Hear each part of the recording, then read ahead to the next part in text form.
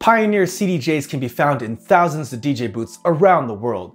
They provide an easy way to switch between DJs throughout the night, but can present their own issues if you're not too familiar with them. CDJs provide controls to customize some of the functions on the player, but that could trip you up if you're used to certain settings and haven't checked them before you started playing. So we put together a list of 5 features that you should check each time you use CDJs before you drop your first track. Now, if you're interested in more tips and tricks videos just like this one, make sure you subscribe to this channel. Now let's get into 5 features you should check on CDJs every time before you start playing your first track. So the first thing I would suggest that you check once you get to the CDJs is this right here. This is the tempo range. So it starts out at 6, plus or minus 6%, plus or minus 10%. You can go plus or minus 16, and then wide, which is plus or minus 100%.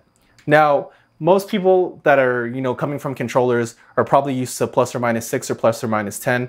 I actually prefer plus or minus 16 just so I get a little bit more range and I can stretch songs a little bit further tempo-wise, but it's really up to you. But it's really nice to know exactly where this button is so you can change it right away. And since DJs kind of vary about, which is their favorite setting, it's always good to check right here on the CDJ to make sure that it's the actual tempo range that you like playing at, or you're gonna be in for a surprise once you start messing with the tempo fader right here. So just keep that in mind when stepping up to the CDJs before you play your first track. So the next feature that you're going to want to check is right underneath the tempo range, and that's master tempo. So this is called key lock in some other DJ software or DJ hardware. So this basically allows you to change the tempo or BPM or speed of the track without changing the pitch of the track. So for example, here at 0 on the tempo, if I play it, regardless if I have master tempo on and off, it's gonna sound the same. But now, if I go ahead and put it at minus 16 on the tempo slider, if I play the track with master tempo off, notice it sounds a lot, not only slower, but a lot lower in pitch. Now if I go ahead and turn this on, now it goes back to the original actual pitch of the song, but just slowing down the actual tempo. So another example.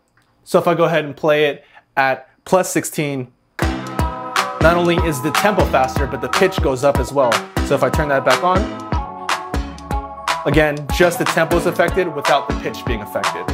So really handy to know, and really handy to know where this is on the CDJs. And all of these features are pretty much set in similar places, if not the same places, on pretty much all the modern day CDJs that you find. So the next feature that you're going to want to check is this one right here. This is called the vinyl speed adjust. This adjusts the start and stop time when you hit pause or play on the CDJ. Now on this CDJ, the 2000 Nexus, it's actually on 2 separate knobs, one for start, one for stop or break. But on some of the other CDJs, some of the lower end CDJs, it'll actually just be on 1 knob. So that's something to keep in mind. So for instance, on this one, if I adjust the start time, it takes a little bit longer. If I turn it even further right, same thing too with the break. So if I turn it up, kind of has that vinyl turntable stop. And you can really kind of have like one of those turntable power down kind of effects, adjusting the start and stop time on this. So that's just something to keep in mind. Because I know a lot of DJs out there that like having that kind of power down effect, like that when they're mixing. It's a cool little effect, but if that's not something that you like using, that's something to keep in mind. At least you know where and how to change that back to instant start and instant stop. Now moving right under the vinyl speed adjust, we have this right here. This is the jog mode. So CDJs have 2 separate modes. They have the vinyl mode and the CDJ mode. So with vinyl mode, if you touch the top of the platter, it'll stop the track from playing just like if you're using vinyl. So for instance, as I'm touching the platter, it's stopping the track. But if I put it into CDJ mode, now the top of the platter doesn't activate like that, but it can be used as a pitch bend instead. Also, if you hit play pause in CDJ mode, you get this stutter effect.